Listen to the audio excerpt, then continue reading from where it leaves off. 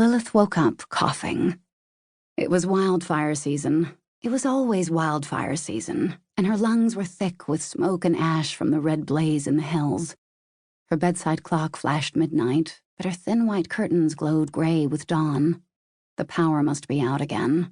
She thought of the biology test awaiting her in fourth period, followed immediately by the sucky fact that last night she'd brought home her American history book by mistake.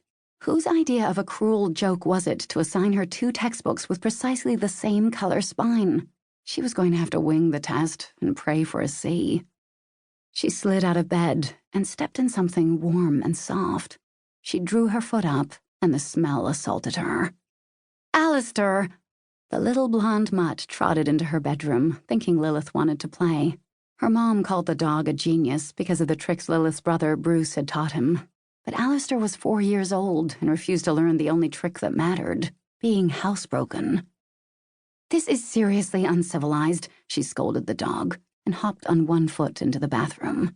She turned on the shower. Nothing. "Water off till 3 p.m., her mom's note proclaimed on a sheet of loose leaf taped to the bathroom mirror. The tree roots outside were curling through their pipes, and her mom was supposed to have money to pay the plumber this afternoon, after she got a paycheck from one of her many part-time jobs. Lilith groped for toilet paper, hoping at least to wipe her foot clean. She found only a brown cardboard tube. Just another Tuesday. The details varied, but every day of Lilith's life was more or less the same degree of awful. She tore her mom's note from the mirror and used it to wipe her foot, then dressed in black jeans and a thin black t-shirt, not looking at her reflection.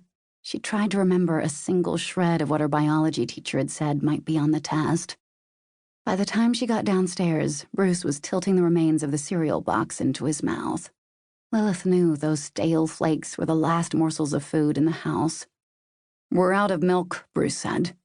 "And cereal," Lilith said. "And cereal. And everything."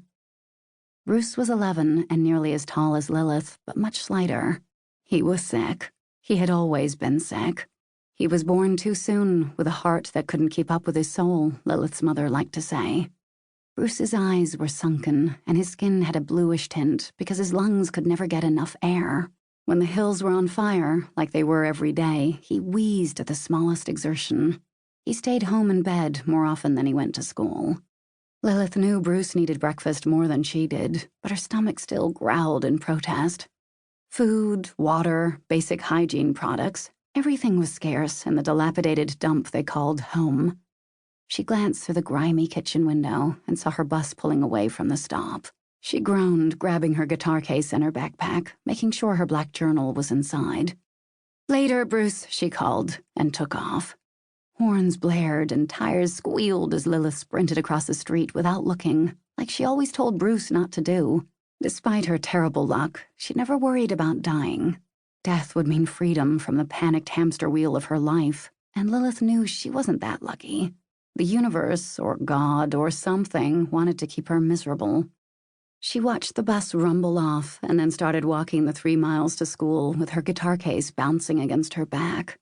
She hurried across her street, past the strip mall with the dollar store and the drive-through Chinese place that was always going in and out of business. Once she got a few blocks beyond her own gritty neighborhood, known around town as the Slump, the sidewalks smoothed out and the roads had fewer potholes. The people who stepped outside to get their papers were wearing business suits, not the ratty bathrobes Lilith's neighbors often wore. A well-coiffed woman walking her Great Dane waved good morning, but Lilith didn't have time for pleasantries.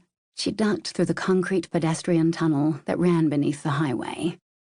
Trumbull Preparatory School sat on the corner of High Meadow Road and Highway 2, which Lilith mostly associated with stressful trips to the emergency room when Bruce got really sick. Speeding down the pavement in her mother's purple minivan, her brother wheezing faintly against her shoulder, Lilith always gazed out the window at the green signs on the side of the highway, marking the miles to other cities. Even though she hadn't seen much, anything outside of Crossroads, Lilith liked to imagine the great, wide world beyond it. She liked to think that someday, if she ever graduated, she'd escape to a better place.